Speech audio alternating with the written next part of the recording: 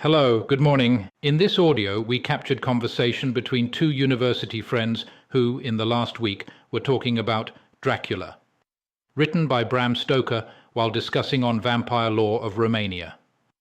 This week, they are discussing another famous novel written by Elizabeth Kostova named as The Historian on the same subject of Dracula, but with a completely different perspective. The book is very popular, and you will love knowing about it.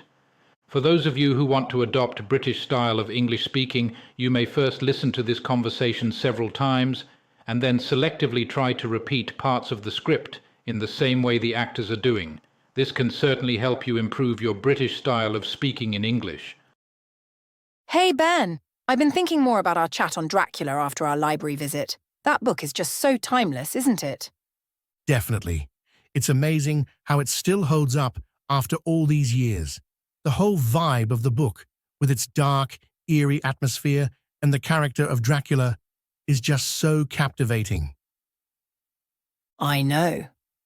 And it got me thinking about The Historian by Elizabeth Kostova, which we both read. That book was such a great follow-up after reading Dracula.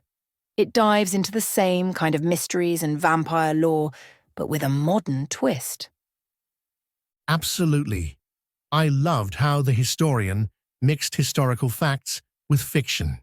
It was like going on a treasure hunt through history, trying to piece together the story of Dracula.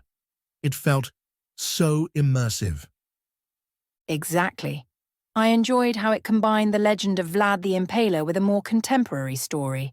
And all that travelling to different countries. It was like a literary adventure. Yeah, and the way Kostova wove in the real history with the fictional elements was brilliant. It really made me feel like the characters could stumble upon Dracula himself at any moment. The suspense was just fantastic.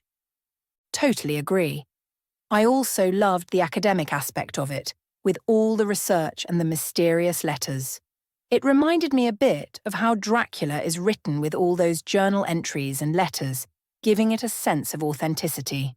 Yes, exactly. It's like a nod to Stoker's style, but Kostova made it her own. Plus, I thought the relationship between the characters added a nice emotional layer to the story. It wasn't just about the mystery, but also about family and legacy. That's true. The way the book delved into the relationship between the narrator and her father, and how their lives were affected by their search for Dracula, was really compelling. And let's not forget how atmospheric it was.